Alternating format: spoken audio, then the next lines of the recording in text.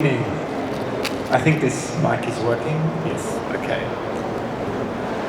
Good evening, everyone. Thank you for joining us for this session, which is about the economic case for inclusivity. My name is James Baxter. I'm the Australian ambassador to the WTO, as well as to UNCTAD, and incidentally to WIPO, though they're not here. It's a real privilege and a pleasure for me to be moderating this session, which comes at such an important time, and I think is a theme that has already been drawn out in a lot of the panel sessions we've had over the course of the week. And we have two people to discuss it who are supremely well qualified: the Director-General of the World Trade Organization and the Secretary-General of UNCTAD. And although both, I'm sure, are known very well to you, and I will not go through all their CVs, just to recall that Ngozi Okonjo-Iweala is not only our Director-General here, has been for 3.5 years, but has experience across international organizations in the World Bank, in a managing director position, and importantly as well, as finance minister twice for Nigeria. And then of course we have Rebeca Grynspan as well, coincidentally Secretary General of UNCTAD also since 2021, but also with enormous experience internationally beyond that as an Under-Secretary General of the United Nations, and also a former Vice President of Costa Rica and a Coordinating Minister for Economy of Costa Rica. And I think the terrific thing that they have in common is that they have that extensive domestic economic experience as well as the international experience. And that really goes to the heart of the issues that we're dealing with here in this session, and more broadly as we grapple with the need for trade to be inclusive. So if I can, we have a session of a little more than an hour, and I have a number of questions for both of our speakers, both of our panelists, and then we will have some time for questions afterwards. So looking forward to hearing some challenging and thought-provoking comments from our panelists and also potentially from you in the audience. We want this to be a discussion that actually takes our consideration of the issues forward in a way that's going to be useful. So without that, if I can start with a question to the Director-General, and bearing in mind the World Trade Report that's just been released earlier this week, that is indeed on trade and inclusivity. So that report, Director-General, lays out strong evidence of trade's transformative role in reducing poverty and creating shared prosperity. And as you put it in your foreword, a fashionable notion that trade is creating a more unequal world. Despite that fashionable notion, could you please elaborate on your thinking? Well, thank you very much. And first I want to thank Rebeca for joining us here. She's a sister, and we work very closely together. And James, thanks to you for taking this on. I think one of the most consistent things in our public forum this week is the discussions around this theme of inclusivity of trade and trying to correct the misimpressions about trade. And that's what this report is about. Many developing countries have been wondering whether trade has really been beneficial or not, because many of them still feel that they have yet to benefit fully from the multilateral trading system. And so we've been looking at a series of issues around trade, including green trade. We've been looking at the global challenges, really, trade and climate being one, trade and health, trade and inclusivity, because inclusivity is a challenge around the world. You hear many quoting numbers of how wealth is concentrated in the world. So has trade been positive or negative? The other reason we chose to look at it is because we think that much of the developed world is forgetting just how beneficial trade has been. So, so in spite of all the challenges, the report shows, and we know from the evidence, that trade, since the multilateral trading system was created 80 years ago with the Bretton Woods institutions and the supposed International Trade Organization, which did not come to be and became the General Agreement on Tariffs and Trade, trade has largely delivered. It was supposed to deliver a peace dividend. And you have seen that interdependence has largely helped. We've not had the kinds of wars that we saw with World War I and World War II. So there's been a peace dividend. And in the last 30 years, since the WTO itself was created, we've seen that, you know, the world trading system has helped to lift up more than 1 billion people, 1.5 billion people out of extreme poverty, where extreme poverty is defined by the $2.15 sort of line of the World Bank, below which people are extremely poor, $2.15 a day. So 1.5 billion people lifted out of poverty, and normally everyone says, oh, this is China. But even if you take China out of that equation, you still find that many developing countries have benefited from this. But today I want to add another, not wrinkle, but another set of numbers to that. We often talk of people being lifted out of extreme poverty, but developed countries also benefited substantially. And the Peterson Institute has done some research, which I'll quote for you, of the boost to trade from the US economy since 1950. They've estimated $2.6 trillion by 2022, which is equivalent to a 10% boost to US GDP, or $7,800 per person.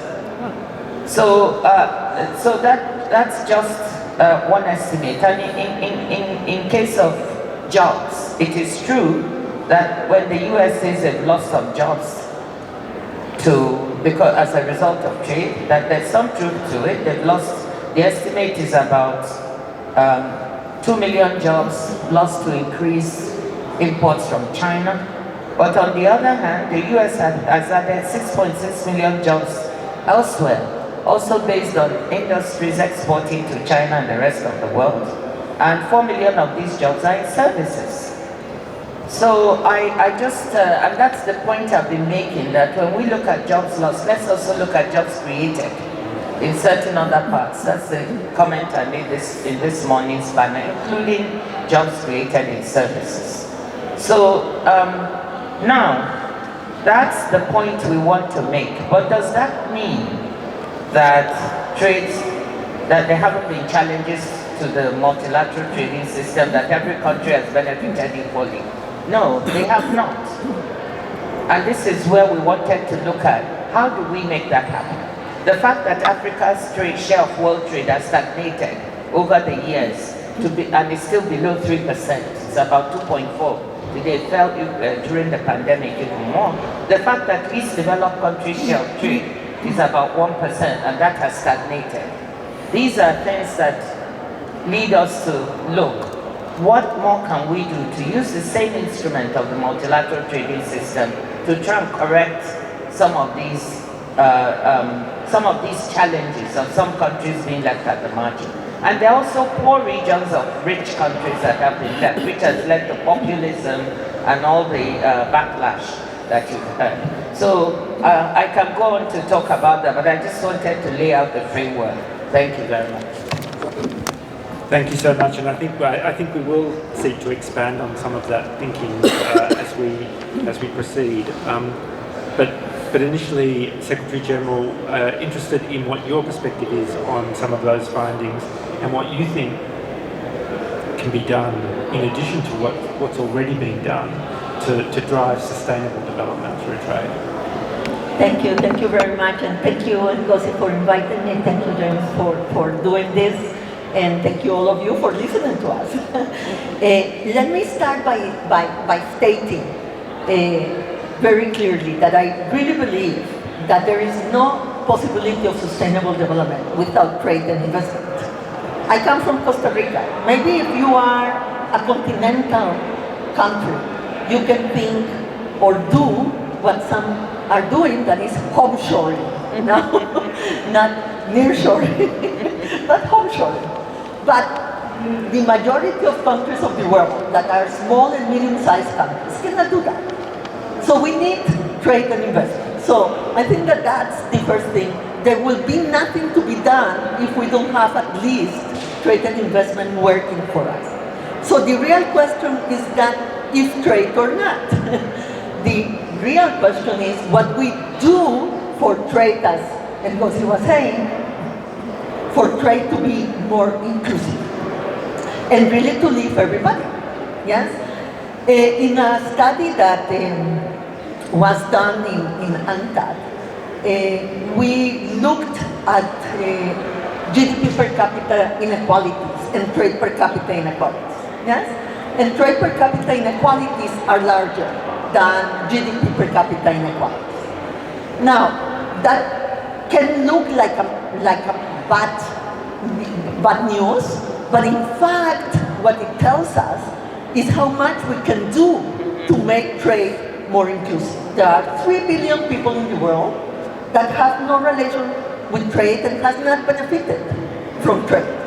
And so we have to talk about it and think about it. We have to talk about how to include really SMEs in the equation, that they have difficulties with the trade, terrible, spaghetti balls that we have in standards and tariffs and etc. Yes. We have to think about the issues of logistics in many of the small countries or landlocked countries that really is a toll on their ability to participate in trade and how digitalization can help.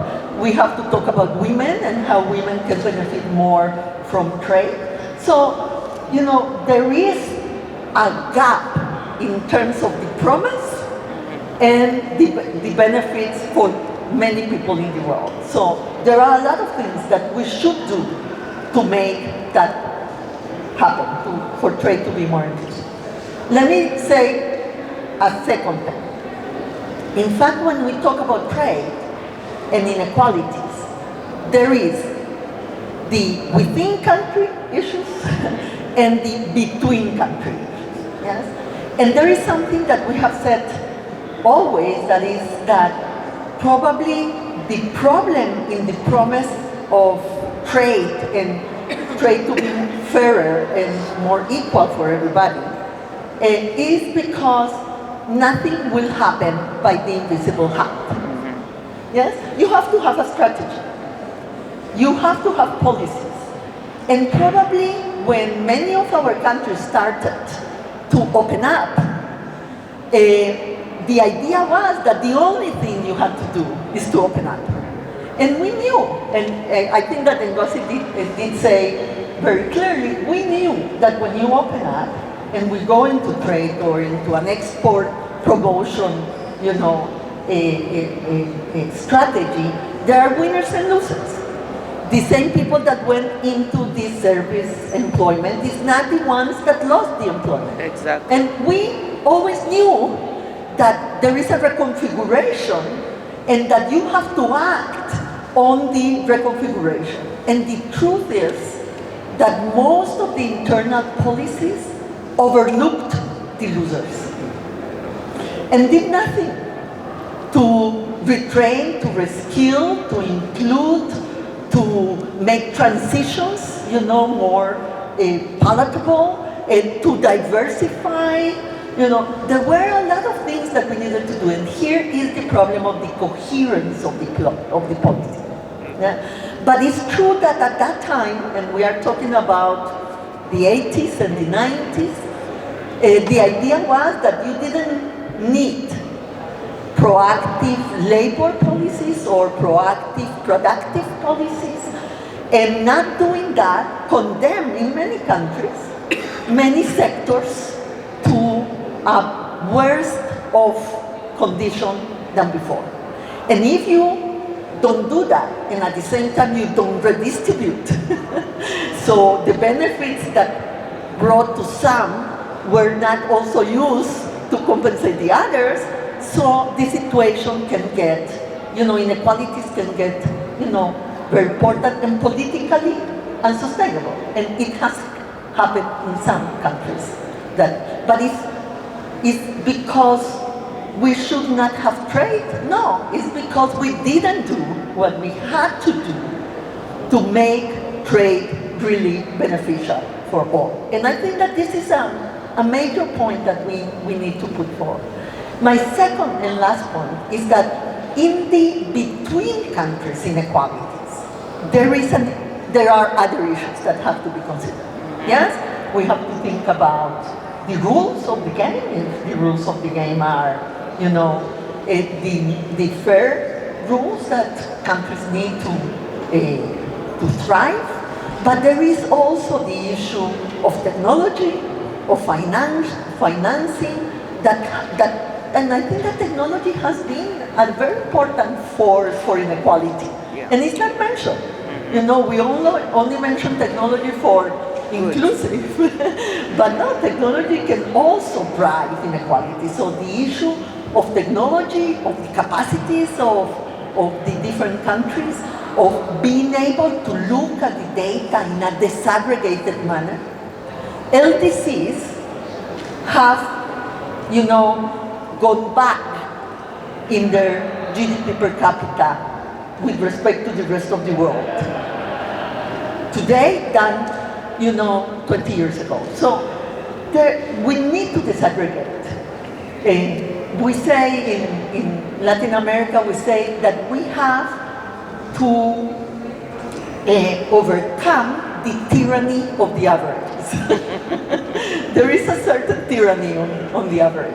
So let's disaggregate, let's see what are the different conditions and the different groups that need special attention and special support, and let's really look at the framework that is really driving the inequalities between countries. And the truth is that I think that finance is essential. Investment is not getting into the developing, the small and medium-sized developing countries mostly. LDCs are not receiving almost anything. 2% of total foreign direct investment. So we have a problem because investment is going to the usual places, and finance is going to the usual places. So how are we going to do what we have to do if there is no resources for you, even if you have the good policies? Yes, you receive the shocks, but you don't receive the support that you need. So let's, inside the countries there is a lot that can be done, but also in the international framework there is a lot that still have to be done. So my last point is we need more multilateralism, not less, and we need more WTO, not less. We need a multilateral system that will set rules of the game that will be fair and that will be agreed by everybody. Can I add one thing, because Rebeca has I just want to pick up one important point from what Rebeca has said, which is laid it out very nicely, about within border issues versus outside the border issues. I think within border, we must look at the structure of production within our countries. If we continue thinking we can trade more when we don't add value to the products, and we continue to just export, allow the exploitation and export of raw materials which are then processed elsewhere, then we're also not going to be able to trade more. So within border issues involve looking at how we change the structure of our economies and diversify our export basket, and how we add more value, which needs finance, it needs investment, by the way. But we have to set a strategy for doing that. And I think it's because we've been very commodity export dependent in many of our economies that we're also not able to grab a larger share of world trade. And of course, that doesn't sit too badly with developed countries. They're not going to do it for you. They will be quite happy to receive this, process it, and send back to us finished goods, which we pay more for. So, but that time is over. That time is over. And we have tremendous opportunities now within the trading system, with the advent of critical minerals, green energy, the possibility of developing together value chains, because those countries that have those critical minerals also have the potential for green energy and clean energy. So why don't we develop these value chains together and stop exporting? Then we will have more value added to export. So I just wanted to add that. Thank you very much. Look, maybe if I can just go back to another point you touched on, Director-General, in your initial remarks about on the domestic side, and this is on the jobs impact of trade, the negative, you know, the loss of jobs in some areas and the growth of jobs in other areas. And of course, in the aggregate, we can say that the experience may be positive, but the political reality adds a dimension to that doesn't always translate to appreciation of the benefits of trade overall. I'm just wondering whether you had some thoughts about domestic policies that are needed in this sort of area as well.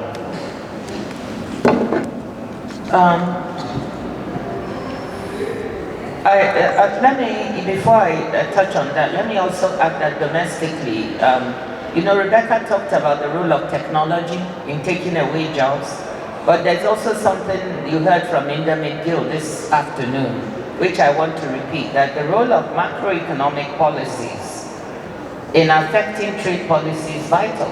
Sometimes trade is blamed for something that it's not responsible for. If you have exchange rate misalignment that leads in one country getting a current account surplus, and I always say I'm afraid I'm too inside baseball, but you know, they're trading more and getting more a positive balance of trade, not really because trade is taking things away, but because your exchange rate regime favors that kind of thing. You need to deal with that. Putting tariffs and other things is not the answer. So I also want to put that on the table as one of the things that we need to look at. But coming back to the issue of, it was never foreseen that trade would be able to take care of everything. Like Rebecca said, there were always going to be winners and losers. But economic theory during our days taught us, perhaps wrongly, that people would move to where the jobs are, so that when new jobs are created, those being left behind would move. And that was the 80s and 90s, and that's why, you know, there were no real active labor market or social policies. That did not happen because people are attached culturally to areas where they are born and grow up. So if industry leaves that place, they don't necessarily move. And that's the political economy of it. So what do you have to do? You need active labor market policies. You need to reskill people. You need to look at what is happening, where the jobs are, and skill them, so they'll be able to do those jobs, or bring other types of industries or services to where they are. But it's not just going to happen on its own. And if you look across the globe, you will see that some of the Scandinavian countries spend, you know, 1 to 2% or more of GDP on active labor market policies. The US spends 0.4% of GDP on this. So if you are not spending adequately on these issues, then you're going to have the kind of situation that we are experiencing. Thank you very much. I'm just wondering, Secretary General, whether you have any perspectives on that, in particular from a developing country experience angle. Yeah, what I will say is that the problem we have, because we agree, yes, we have to do that. The problem is that the developing countries don't have the fiscal space to do it. And especially after COVID, the climate change, toll on many of the developing countries, the disruptions that we have suffered in trade, the Black Sea, the Red Sea, the Panama Canal, the exponential, cost that we have seen in maritime trade. Let's remember, 80% of trade is maritime.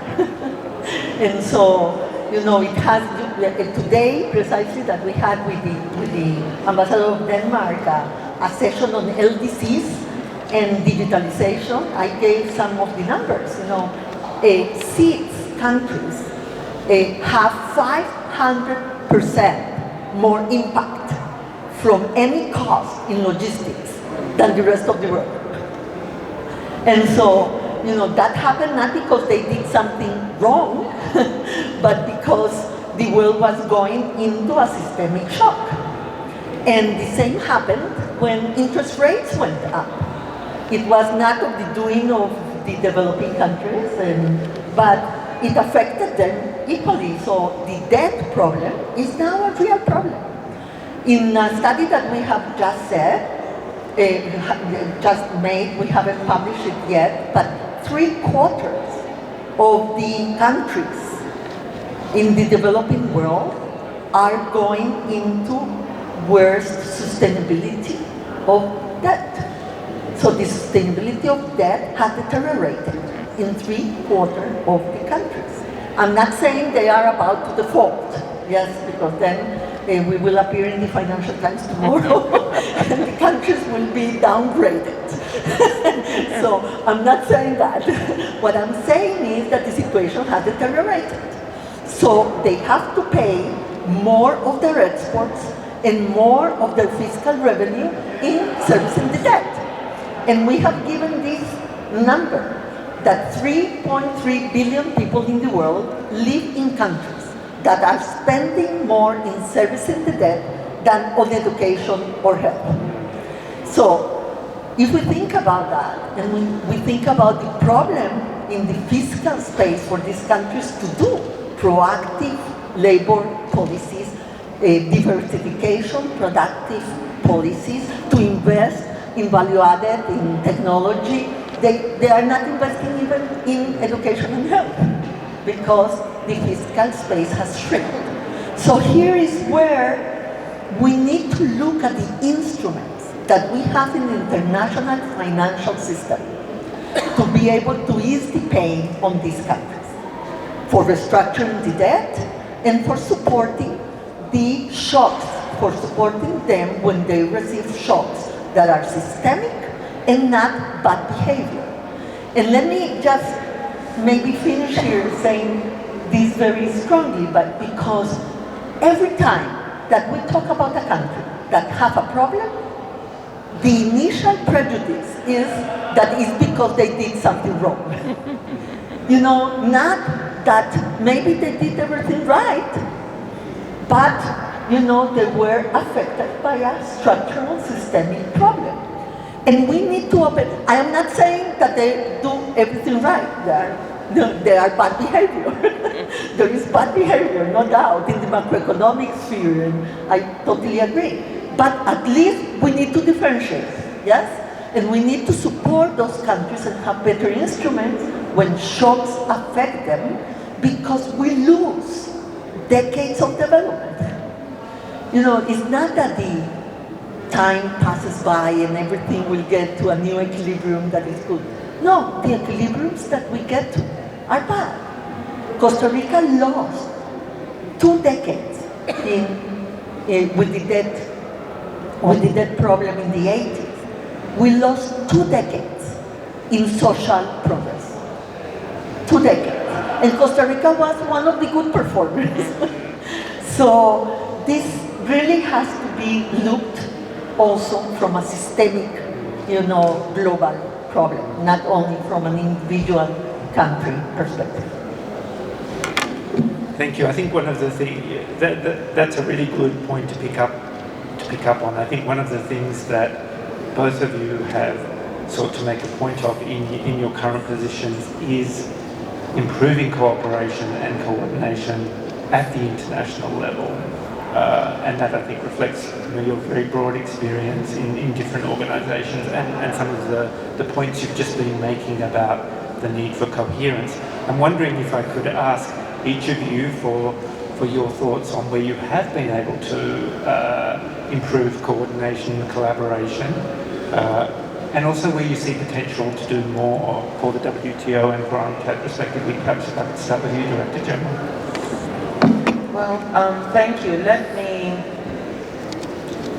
me start first, with the multilateral system. There are many organizations, and the CEOs of these organizations meet with the Secretary General every 6 months, and we talk about what we're doing and we try to coordinate. But for the WTO, there's a particular type of coordination that is essential that over time has not been adhered to as much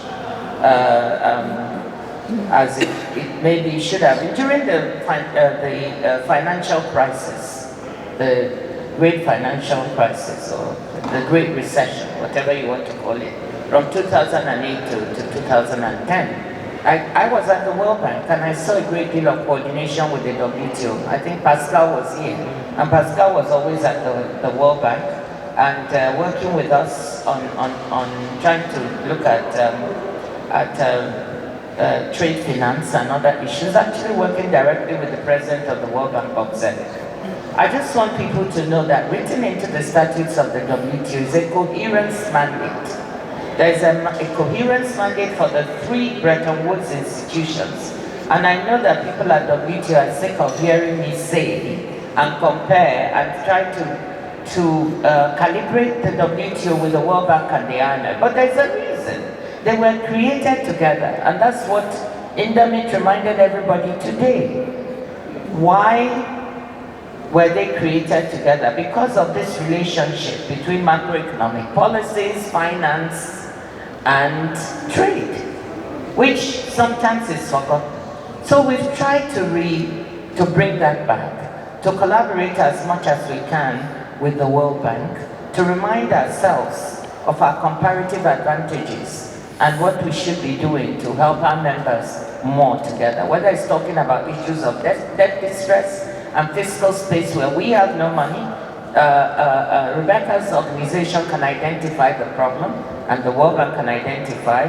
We can see what impact it has on the trade regimes of countries and the ability to trade, and then but they can come up with the financing necessary to provide more fiscal space for these countries. So that's one type of mandate. Working with them on macroeconomic policies that are supportive of trade and not creating problems and trade frictions between countries. That's another part of the coherence mandate. But we've gone beyond that and said to our sister Bretton Woods institutions that let's also get practical.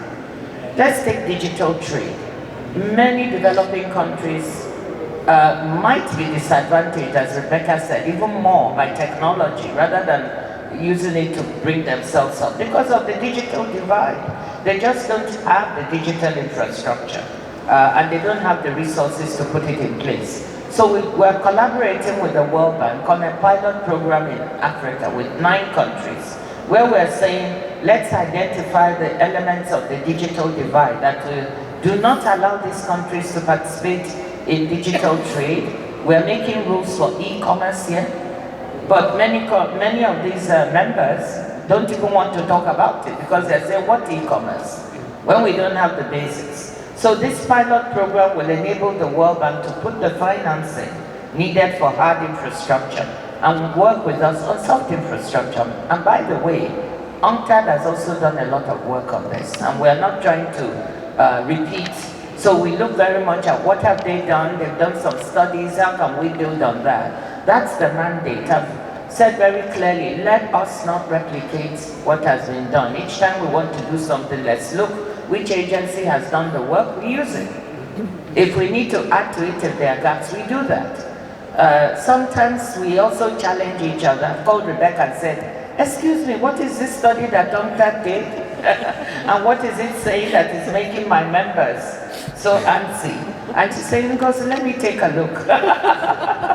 So we really talk to each other, we point up, and it's a delightful relationship. And we try to collaborate. And, you know, I've also said to certain members, when they ask something, perhaps you should go and look and see if UNCTAD has looked at it. I'd rather they be looking at an UNCTAD study, you know, that is done impartially, and since Rebeca has come, there's been a net difference because we're collaborating well. Finally, we also collaborate with WIPO and with WHO, and we've done that on health. On trade and health issues, we have a tripartite relationship where we are looking at intellectual property and how developing countries can use that more. We're looking at regulatory regimes that govern IP, that govern manufacturing, that govern all the things related to pharmaceuticals and so on. And how can we strengthen it for developing countries so that we can decentralize manufacturing and the pharma industry. In the case of pandemics, we don't have to wait for people to donate vaccines or give us money. Let's manufacture our own. So those are just some examples. There are many other ones. Thank you. Yes, and I think we definitely saw the benefit in this organisation of the collaboration on trade and health with WIPO and the WHO, including, I think, in addressing some misconceptions about the way that trade rules may work. But Secretary-General, I just wondered whether you had you had good examples of how you've been able to promote collaboration and where you'd like to aim for more. Yes, no, I think that there is a lot that we can do together with many organizations. And let me say something, and it's not because Ngozi has become my sister, because we didn't knew each other before. Yeah? So we have built this relationship. But you know, the main point is that we are open. That we are open to hear the other, to look at it. We don't think that we are right all the time. And there is a certain, you know, precondition for collaboration, yes? That you are really wanting to collaborate, yes? Not only have, you know, invitees that have no voice. And so I think that that is really a thing. Yeah, when Ngozi calls me and tells me, I go and look, I think about it. You know, I am open. I don't think that I am right necessarily. And if I have to defend a point, I will go and straightforward defend it. She's a fierce defender, by the way. So I think that there is something about being humble, to listen other voices, to be open to other possibilities, to other perspectives. And in that sense, I think that you are absolutely right in terms of the Bretton Woods institutions coming together. Macroeconomics is so important for trade, but also I think that there has to be more collaboration between the UN and the Bretton Woods institutions. With that, in an equal footing, you know, not trying each of us to be the only ones in the limelight, in a space. You know, and I tell my people the same thing. I remember in one town hall that I said, you know, exclusivity is not our business. You know, many of our institutions want to have one theme or one area, and to be exclusive for us. You know, and that's not the name of the game. If we want to collaborate, we will have to open up, and we will have to consider other perspectives, to look at the data, to be open, and not to have only turf battles that sometimes are. So, my second point is that in digitalization we have a lot of collaboration. Yes, we do a lot of things in digitalization. I was talking the other day in the dinner that Ngozi invited us about our program in digitalizing ports and customs and the importance that that brings to the countries in terms of fiscal revenue, in terms of capacity building. One of the problems we have actually is that we train the people for the programs and immediately they are taken away because they are better trained, yes? And so it's a constant, there are positive externalities, yes? And so we have to intensify our programs in terms of training, but the training is in the countries. And from the 100 countries that we have digitalized in customs, all of the programs are run by the countries, not by us. So there is a lot to gain, and in Asikuda, that is this program, or in digitalization, we collaborate with a lot of partners. And we don't have boots on the ground, yes? So we collaborate also with other UN entities that are on the ground, that can help the program to go better and, in a more smooth way. So for us, we are such a centralized institution, yes? Collaboration is key to be in the countries. And I really think that we can do much more within the UN system and with our Bretton Woods institutions. Let me just add, there's one particular collaboration with UNCTAD now where we have a task force on carbon pricing. It's very difficult because our institutions come at it from different perspectives. So it makes it challenging. It's co-chaired by Dr. Bright, the Chief of Staff, and Ralph Osser. But that makes it more interesting as you listen to, let's say, UNCTAD coming from its perspective with developing countries, the OECD from another perspective, the IMF and the World Bank, but we are all in it, trying to make sense of how can we get a global approach to carbon pricing. And sometimes our collaborations, nobody even knows, we don't get mentioned. So unlike Rebeca, yes, of course, it's my job to make sure that when the WTO does work, it is recognized.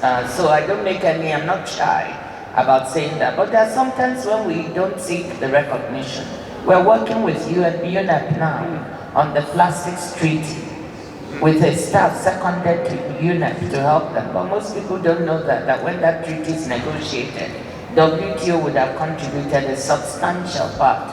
And Inga, who is the head of UNEP, she's very happy about it. And the Secretary-General is obviously pleased because he had asked us to collaborate. We are not in the lead, but we don't have to be. We can help from behind. Thank you. Well, I can certainly say from a member government point of view, that's really welcome to hear that commitment to ensuring coherence and mutual reinforcement of efforts to promote outcomes. And just on, had very positive feedback around the halls on the Asikuda program. It's clearly one that's very well received by host governments. So congratulations on that. I'm conscious. I'm conscious that time is passing, even though we seem just to have scratched the surface of some of these issues. But I do want to have a more open and dynamic and inclusive exchange. So would like to open the floor now to any questions that we may have from the audience. I may take a couple to start with. If you do have a question, just put your hand up, and I might take a few to start with, and we'll see how we go. All right, please. We'll get you a mic. Can somebody hand in this microphone? Oh. Dear panel, dear audience, good afternoon. My name is Jonathan Serrano, and as an economic student from Ecuador, it's so learning for the future. It's so fragile to forget about giving from the past, and it resonated so much when you, Director-Genera, said about why they were created together, the organizations from Bretton Woods, as a means to learn the purpose and the links between everything. My question is about the added value topics we had a few minutes ago, and especially about managing the short and long-term expectations. Let's say in a country, let's say in Ecuador, we might have the political power and the capital resources to make these changes to other industries that can add more value. But let's say this can take time and will only be seen in the long term. But probably the population and different stakeholders would really want to see the changes now in the short term, and this can create a lot of trouble. So how can we deal about this? Thank you so much. Gracias. Thank you. That's a great question. Did I have? Okay.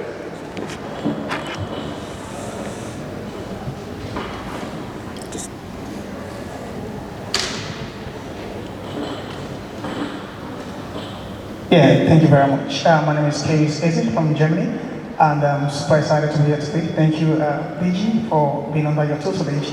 My question could be a little bit weird, but please permit me, because we are coming from the NGO non-profit niche.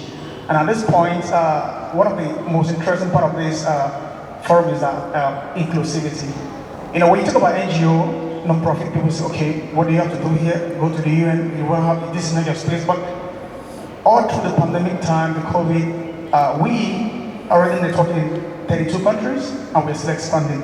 We just came up from Rwanda, where we signed the Global Partnership Alliance with most of these global institutions, and also we have submitted the file with the WTO to your esteemed office. So now we are about to start creating models where the young people out there, those who are not privileged in different countries, can have a system where they could be, where we create value-adding systems or policies to sell, to sustain what we are doing, and not just asking private institutions or the UN to give us money. There are kids who are hungry, but these kids out there, these young single mothers, abandoned people on the street, we have been doing a lot with our own personal funds, but now we want to go into trading and also to engage them in small businesses so that we can sustain what we are doing. So the question is, can we get a little window from the WTO whenever we come to knock for like a little advice or push so that we don't become nuisance to the institutions, but rather also adding value to the world economy? Thank you. Thank you very much. Anyone else at this time? We've got a couple of questions that relate to some similar issues there. Maybe Secretary General, are you interested in having the first go at those? Well, I think that is an excellent question, because one of the problems that we have in the economy today is that we don't have institutions for the long term. Not even in the stock market that is becoming, you know, at the beginning, I remember many decades ago, I have to say, you know, the discussion about, you know, the open firms in the private sector, that they were going to be more stable and have a long-term view because of the stakeholders. Yes, they will demand from the management to do that. But now there are no stakeholders that stay in, you know, you buy today and you sell tomorrow. And so there is no long-term view. In a way, family businesses have more long-term view now than many open firms. Yes, and so the world has changed in that sense. Yes, the same in terms of the national strategies. So I always say that we have to remember that the short and the long term start at the same time. There is no long term that is a succession of short terms. That's no vision, that's no strategy, yes? That's only a juxtaposition, many short terms coming together. That doesn't make a long term. So you have to plan the long term today for the long term to exist.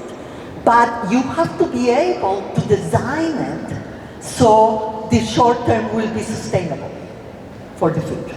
And it's not enough to say, oh, I have a vision, and then you do things today that completely destroy the possibility of that vision to be possible. Yeah. But it's true that we will need some incentives for the long term. And here, maybe outside of trade or economics, I think that we have a political problem. That is that the incentives in democracy for the long term are very weak. You know, especially in our countries where parties have weakened, you know, so what are the institutions in the democratic framework that can plan the long term and stay? And I think that that requires a bigger reflection on what are the institutions that will be able to do that. And it's true that to change your productive structure, to be able to bring technology, to create an innovation ecosystem, is not something that you do in one government. You will need a society consensus on certain specific areas that really you will maintain independently of changes in the electoral, you know, landscape. In my country, what did that for us was the consensus on education. You know, there was no doubt that education was the national project of the country. And so we were a democratic country and we still are, but nobody changed that basic pact, contract, social contract, that where you have civil society, not only government, where you have different institutions that are in charge of doing that. So we need to think about the institutions for the social contract in the countries to be able to have a long-term view. And I was vice president of my country many decades ago. I don't know, in the present situation with the social media, if I will know what to do to be able to bring the long term and the long vision or the strategic vision into the political play. I really will be a little bit lost. So I think that we need to sit down and honestly in our different societies have that conversation. Which are, probably are not the same as in the past. Yes, there are different institutions that we will have to develop. But it won't happen by itself, automatically. We will have really to do a lot to build for that to be a possibility. Thank you. Director-General. Yeah, I was smiling so much because last week I gave a speech in my own country to the Nigerian Bar Association, which has 100,000 members. And someone said we have too many lawyers. There were 10,000 lawyers in the room. But this is such a powerful association, and each year they have a key person give a lecture. The title of my lecture was A Social Contract for Nigeria. That's why I was smiling. And it touched very much on this very important question that you asked about the short and the long term. And I gave the example of Peru, interesting enough.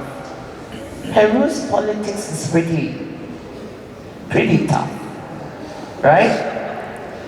Pretty tough. Six presidents in 7 years.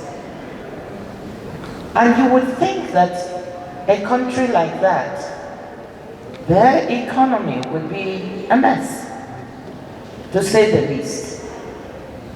I was in Peru not in May, and that's what made me start looking at the numbers. And when you look at Peru's numbers, boy, do they look good. Okay? They have $71 or $77 billion in reserves. They have a very slight current account surplus. They have inflation that is in single digits, if I still remember. It's come down, it was higher. Their debt to GDP ratio is around, I think it's in the 40% range.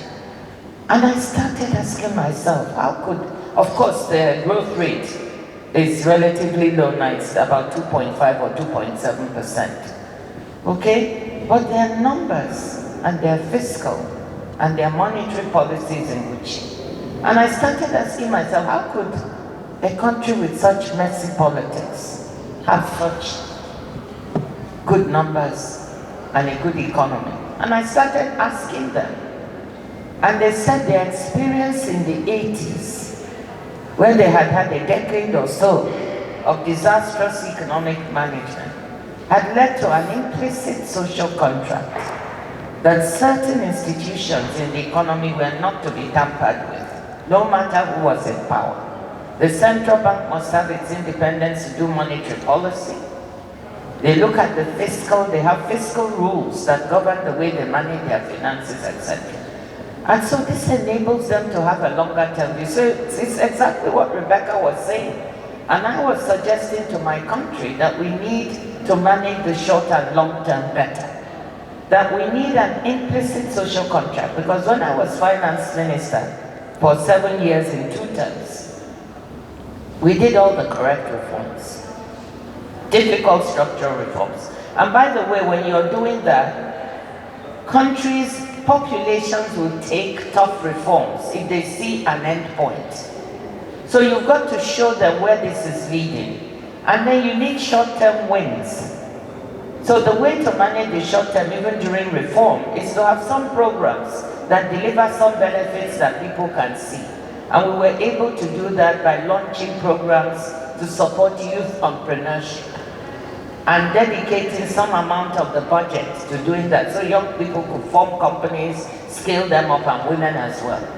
But basically, we showed them what would be delivered in the long term if they stop with the reforms, and whilst giving them some short-term benefits. So that's the way you manage that. But at the end of the day, there has to be this agreement. And what has happened in my country is that implicit social contract is no longer there. It's not there. And I was inviting the country to come back and agree that certain institutions must stay to manage the long term, even when we have disagreements in the short term. So sorry for a long answer, but it's a very clever question and a very important one. And then quickly to the gentleman from the NGO community. I love civil society. And I think they have a very strong place in governance, in global governance, and in the world. But I always encourage that, they should also have the right data, the right analysis, so they can deliver the right results to those whom they are dealing with. Now, support from the WTO, sure, we are not a financing agency, so we don't have money. We have some capacity to do technical assistance to our members. But of course, we're always willing to talk to you, to give advice, to see how we can partner. We have a civil society advisory group to the Secretariat. So we do have the ability to have this dialogue, so we'll talk. Thank you very much. I think we have time for one more question. Thank you. Thank you, Ambassador. Really fascinating conversation this afternoon. I was struck by the comment you made about the long-term nature of many of these problems. And I have a friend who's a scholar at Oxford who recently published a book on how we need a different international framework for international cooperation around what he called long problems. Issues like development, they're long problems. So are sustainability, the climate crisis. It's not just this year. We'll be working on these for another 20 or 30 years.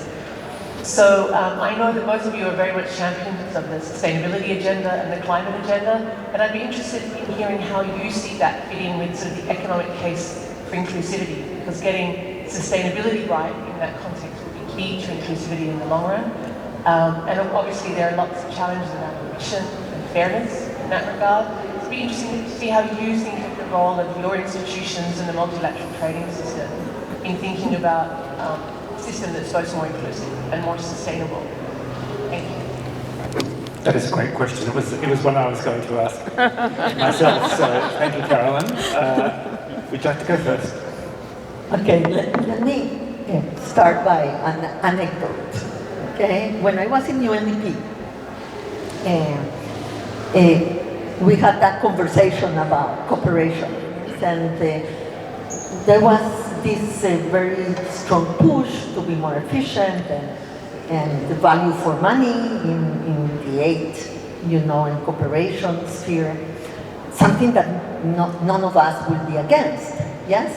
But the problem was that was going into more low-hanging fruits than long-term structural problems, yes? Because everybody wanted to have, short-term results to go to convince their citizens that aid and cooperation was a good thing. And so I use a joke from my country that tells the story of this guy that was looking at night for his kids. He lost his kids, and he was looking, where there was a light street. And so somebody went by and asked him, and what are you looking for? Well, my kids. And did you lose your keys here? And he said, no, but this is the only place where I have light. So you will never find your keys there, even if the light is there. And in cooperation, many times that is the problem, yes? We try to have, more short-term results or quicker results or go for the long-hanging fruits and not take the long road of the long-term, structural issues that we need to stay on, to be perseverant. It has to be a program, not a project. Yes, a project has a short life. But if you have a program, if you really have that, you have to persevere.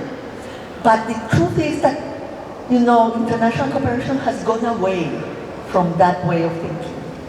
And I don't know if we can go back, yes, if we can really restructure international cooperation in a way that will have the political support to go back to a long-term view. So probably here, we will have to go more into the idea of the aid for trade or the long-term financial system to be up to the task. Not necessarily on the aid side, but on more also the structural side of the international system. So the rules, the loans, the capacity to access, the view, the inclusivity of in the decisions, I think that probably that could drive much more the long-term view than only thinking about the restructuring of the cooperation or aid framework. I have lost a little bit of, aid will be very important for certain countries still. I am not saying, and we will advocate for aid always. But in terms of a long-term view, I think that we also will need to look more at the structural institutions, systemic global institutions that we have, for them to be able to drive that in a more sustainable way. Thank you. Well, to add to what Rebeca said, I approach the long problems, you say, with the same kind of mind frame that I was approaching these issues in my own country when I was a finance minister and foreign minister for that matter. Which is to say, there are these long problems.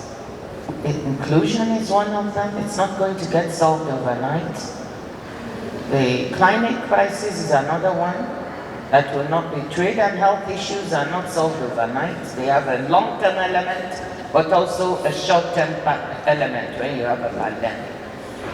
So how do you deal with this? How do you develop a framework that allows you to do that? And how do you work with partners to enable you to deliver on that? So we come back a bit to partnership. We do have some global institutions that were created to take care of the long term. The IMF was created to take care of the short-term balance of payments problems. But the World Bank was created to have a longer-term vision in trying to support developing countries, for instance. And some of that has been a bit lost through the project approach, but like Rebeca said, reintroducing the idea of programs within which you can have projects can be very helpful. But from our perspective of the institution, we've been thinking of inclusion or inclusivity in two ways. One is, since we're not a financial agency, although we do have the aid for trade, but one very important thing to us is what opportunities and instruments exist now within the world multilateral trading system that in the longer term could drive towards better inclusion. And we saw an opportunity emerge in the desire to build more resilient supply chains. Resilient supply chains are not built overnight, and they don't solve problems overnight. But the opportunity there is that if these supply chains could include building their resilience in developing countries, it could help us solve some of the inclusion problems there by creating value chains and value added and jobs in those places that have been left on the margins of the global trading system. And that is why we brought this issue of re-globalization, reimagining globalization. That is why we systematically talk to leaders at the G20 and the G7 and elsewhere. We talk to CEOs. I just finished this afternoon a meeting with CEOs of shipping companies, CEOs of retail companies like IKEA, those who have supply chains in 79 countries. And we're trying to persuade them on a different vision that could help build inclusivity of these areas, poor regions in rich countries, because it's not only poor, and poor countries left behind that have the right business environment. Because business is not about charity, they have to make a profit. But there are enough developing countries like Rebeca said that are doing the right thing and have created the right environment. Costa Rica is one. And Costa Rica is now attracting investment from more investment from the semiconductor industry. It already had a base. It's one of those being put in the new supply chain. So this is what we're doing. We're telling them, think longer term, build in these countries. Don't automatically assume it's only China plus Vietnam or China plus Indonesia or plus India. There are other countries. That's in the longer term. And we're going to drive at it systematically. That's why we have a World Trade Report setting the argument out very cogently. In the short term, we're also looking at inclusivity from the point of view of, are there resources we could mobilize to work with ITC? We have a very lovely sister agency, or baby agency, I don't know which one of both of us, that has certain talents, the ability to work with SMEs. And what we decided to do is use their talent and their reach to say, we have some opportunity called digital trade.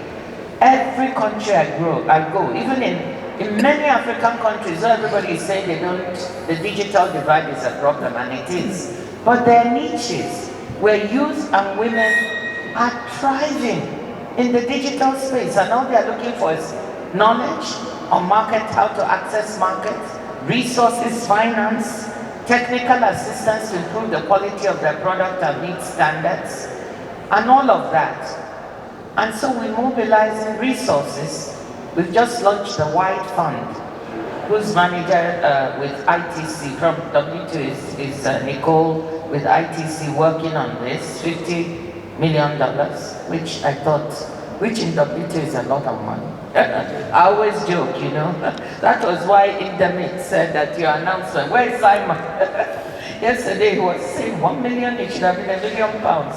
You know, when I came to the WT, I was in total shock, because when I said we should mobilize 50 million, 100, everybody looked at me.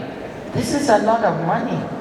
But if you come from the World Bank, it's peanuts. The last one that mobilized at the World Bank was $500 million, which is the Global Fund for Agriculture and Food Security. So anyway, $50 million is a lot of money at the WTO, and we've kicked it off, and it will go for short-term support on inclusivity of women in digital trade.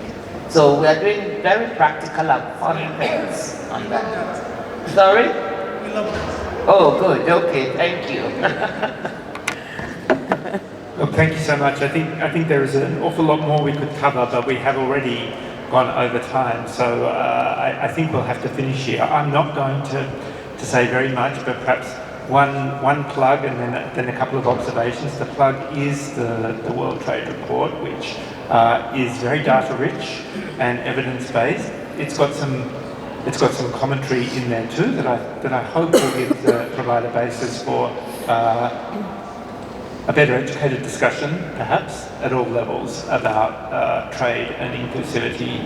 But for me, what I take away from this conversation is that governments, communities who are interested in a more inclusive trade system can have confidence that we have at least two individuals who will help us get to that objective. Not only do they bring the expertise, the knowledge and the experience that's needed, but also, as has been clear in everything we've heard, that genuine commitment to openness and to collaboration with other international organisations, with governments and with community organisations.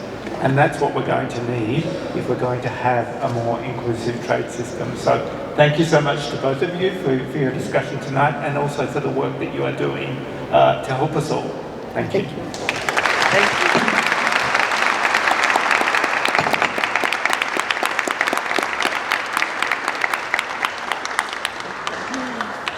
Thank you. That was fun.